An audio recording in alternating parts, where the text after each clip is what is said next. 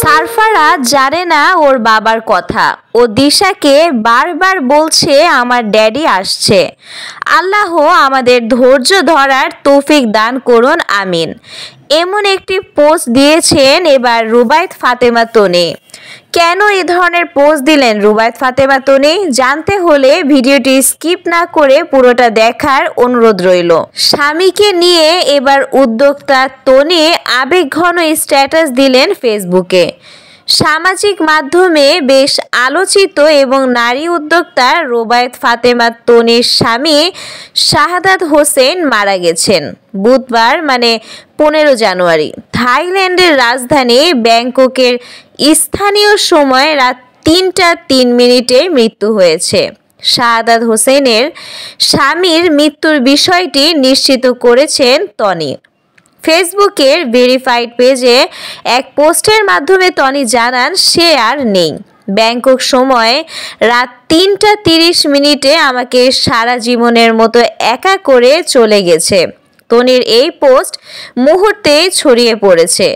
সেখানে মন্তব্যের ঘরে শোকবার্তা জানাচ্ছেন তনির ভক্ত, শুভাকাঙ্ক্ষী ও নেটিজেনরা। এদিকে স্বামীর মরদেহ নিয়ে দেশের উদ্দেশ্যে রওনা দিয়েছেন তনি। বৃহস্পতিবার 16 জানুয়ারি এক পোস্টে তিনি লেখেন, সেম ফ্লাইটে আমরা দুজন, কিন্তু আমি সিটে বসে আর তুমি। তনি সেই পোস্টে ভক্ত, শুভাকাঙ্ক্ষী ও নেটিজেনরা তার স্বামীর জন্য দোয়া চেয়েছেন। এর আগে গত বছরের অক্টোবরে হঠাৎ করে অসুস্থ হয়ে পড়েন শাহাদাত হোসেন।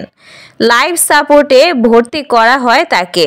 তখন তনির স্বামীর শারীরিক অবস্থা সম্পর্কে ফেসবুকে লিখেছিলেন, জীবনের সবথেকে কঠিন সময় পার করছি। আমি কোনোভাবেই তাকে হারাতে চাই না।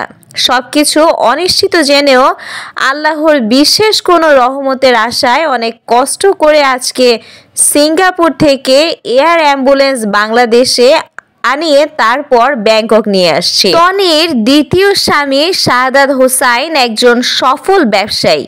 প্রথম স্বামীর সঙ্গে বনিবনা না হওয়ায় বিচ্ছেদের পথে হাঁটেন তনি। এরপর ভালোবেসে বিয়ে করেন শাহাদাত হোসেনকে। তনি ও তার স্বামীর মধ্যকার বয়সের ব্যবধান নিয়ে সবসময় সমালোচনার শিকার হয়েছেন তিনি। ফেসবুক লাইভে এলে ট্রলের মুখে পড়েন এই নারী উদ্যোক্তা। তবে এসবে তার কোনো তোয়াক্কা ছিল না। তিনি দিন শেষে নিজের ঘরে শান্তিতে থাকতে চান বলেই অভিমত দিয়েছেন নানা সংবাদ মাধ্যমে।